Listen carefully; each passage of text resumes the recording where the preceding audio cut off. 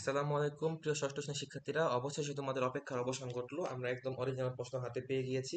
এখন আমরা এই প্রশ্নটি নিয়ে আলোচনা করব। চলো আমরা শুরু করি যে প্রশ্নটি কি আছে। তো তোমরা সবাই সাবস্ক্রাইব করে কাছে থাকো, উত্তর আসতেছে। তো প্রথমে বলছে যে আমাদের সবাই কি বলছে খেয়াল করে দেখো। বলছে যে আমাদের চারপাশে নানা রকম মানুষের বসবাস, তাদের নিশ্চয়ই পরিচয় রয়েছে। আমাদের ক্লাসের প্রত্যেকের আত্মপরিচয় রয়েছে। এই পরিচয় রয়েছে সাদৃশ্য বৈচিত্র্য। আমরা মূল্যায়ন প্রথম ক্লাসে জোড়ায় জোড়ায় অনুসন্ধান করব। এরপর অতীত ও বর্তমান সময়ে জীবন জীবিকা তুলনা করব। সেই সাথে সেই সাথে ভৌগোলিক পরিবেশের মানুষের জীবন ও জীবিকা শনাক্ত করে তুলে ধরব। সবশেষে সমাজে নানা রকম আত্মপরিচয় মানুষের সাথে মিলেমিশে থাকার জন্য করণীয় বিষয়টি প্রতিবেদন লিখব। তো কাজ এক বলছে চলো সহপাঠীকে জানি। ক কি বলছে প্রশ্নমালা তৈরি। আমরা একজন সহপাঠীর পরিবার ও এলাকা বিষয়ক তথ্য সংগ্রহ করব। বৈজ্ঞানিক অনুসন্ধানের ধাপ অনুসরণ করে এই কাজ করব। তথ্য সংগ্রহের জন্য নিম্ন দুটি প্রেক্ষাপট প্রশ্ন তৈরি করব। প্রথমে ভৌগোলিক প্রেক্ষাপট দিল। এখানে কি বললো? আমরা সহপাঠীর পরিবার ও এলাকায় যে ভূপ্রাকৃতিক বৈশিষ্ট্য তা বিবেচনায় আত্মপরিচয় দিব।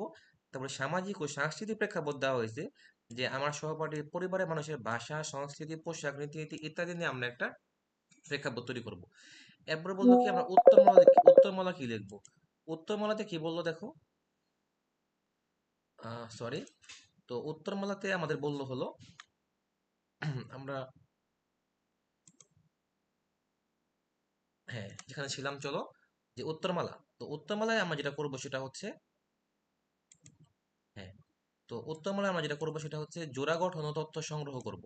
কি করব? যে জোড়া গঠন করে সহপাঠীর কাছ থেকে সাক্ষাৎকারের মাধ্যমে তথ্য সংগ্রহের কাজটি করব। আমরা এক অন্যের কাছ থেকে তথ্য সংগ্রহ করব। প্রত্যেক সাক্ষাৎকারে 20 মিনিট সময় নিব। ফলে দুটি সাক্ষাৎকার 40 মিনিটের মধ্যে শেষ হবে। এই জন্য আমরা সহপাঠীর কাছ থেকে অনুমতি নিব। শেষ করার পর নিচে সতীর্থ মূল্যায়নের একটা খাতা লিখে পূরণ করব। কি বলছে? আরেকটা তথ্য সাজাই। প্রাপ্ত তথ্যকে বিশ্লেষণ করে দুটি প্রেক্ষাপটে সহপাঠীর আত্মপরিচয় বিবরণ লিখব। তারপরে সতীর্থ মূল্যায়ন। পুরো কাজ শেষে আমরা সহপাঠীর কাজের মূল্যায়ন করব। এই জন্য নিচে আমরা ছকটি তুলে আমরা পূরণ করব। কি বলছে? যে সহপাঠীর নাম দিব আর রোল দিব।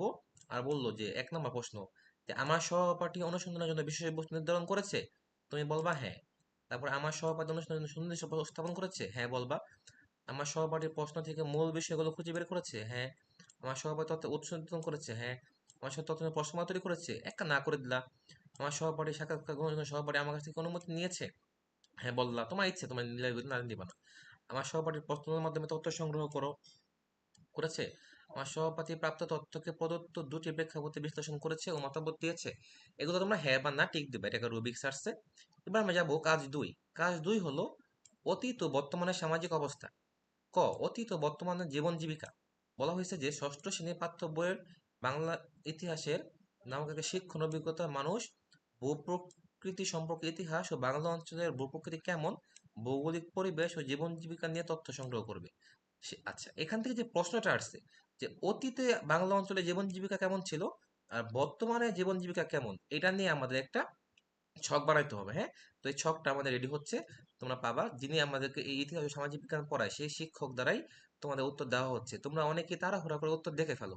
যারা কখনো এই সাবজেক্ট পড়াই নাই তাদের মাধ্যমে উত্তর দেখে ফেলো। যার ফলে কিন্তু তোমাদের ক্ষতি হয়, তোমার নাম্বার কম পাবা। বিশেষজ্ঞ শিক্ষক দ্বারা আমাদের উত্তরটি রেডি হচ্ছে। তোমরা সাবস্ক্রাইব করে পাশে থাকো। আজকে রাতে উত্তর দিয়ে দেওয়া হবে একটু পরেই। আচ্ছা, বলছে বিভিন্ন ভূপ্রাকৃতিক বৈশিষ্ট্য এবং মানুষের জীবন জীবিকা। ভূপ্রাকৃতিক বৈশিষ্ট্য মানুষের জীবন ও জীবিকায় প্রভাব ফেলে থাকে। যেমন কোনো এলাকায়, সেখানে তোমার যেখানে ছেলেদের বসবাস থাকবে। এভাবে বাংলাদেশে বিভিন্ন ভূপ্রাকৃতিক বৈশিষ্ট্য মানুষের জীবন ও জীবিকার ভিন্নতা দেখা যায়। এখন আমরা বিভিন্ন ভূপ্রাকৃতিক বৈশিষ্ট্যে জীবন ও জীবিকা শনাক্ত করে তুলনামূলক 6 খাতায় লিখবো। আচ্ছা ঠিক আছে, তাহলে তুলনামূলক ছক আমরা খাতায় লিখবো। তারপরে বলছে যে তথ্যভিত্তিতে আমরা একটা চারপাশে ভৌগোলিক পরিবেশ অংশ থেকে আমরা এই কাজটা করবো। ঠিক আছে, বইয়ের হেল্প নেওয়া যাবে। কাজ 3, দায়িত্বশীল ভূমিকায় আমি। এখানে আমরা যেটা করব, যে আত্মপ্রতিফলন, দল গঠন ও আলোচনা, প্রতিবেদন লেখা, এই কাজটা আমরা করব। তো প্রতিবেদনের বিষয় একটা বিষয় থাকবে অবশ্যই। সমাজে নানা রকম আত্মপরিচয় মানুষের সাথে মিলেমিশে থাকে আমি কি করতে পারি তার তালিকা তৈরি করব। তারপরে আমি কি করতে পারি তার তালিকা থেকে যে কোনো এটা কিভাবে বাস্তবায়ন করবো তা লিখবো। সমাজে নানা রকম আত্মপরিচয় মানুষের সাথে মিলেমিশে থাকার জন্য আমরা সবাই একসাথে কি করতে পারি তার একটা তালিকা তৈরি করব। অন্যান্য সবাই একসাথে কি করতে পারি তালিকা থেকে যে কোনো একটা কাজ বাস্তবায়ন করে তা লিখবো। তো এই হলো আমাদের প্রশ্ন। তো আমাদের প্রশ্ন যিনি ইতিহাস ও সামাজিক বিজ্ঞান পড়ায় তার মাধ্যমে উত্তরটি তৈরি করা হচ্ছে। তোমরা অন্য কোনো জায়গায় উল্টাপাল্টা উত্তর দেখে বিভ্রান্ত হও না। আমাদের চ্যানেল থেকে একদম সঠিক উত্তর আসবে কিছুক্ষণের মধ্যেই। তোমরা পাশে থাকো এবং এই প্রশ্নটা তোমরা গবেষণা করতে থাকো বন্ধুদের সাথে মিলে যে কি করা যেতে পারে। ধন্যবাদ তোমাদেরকে।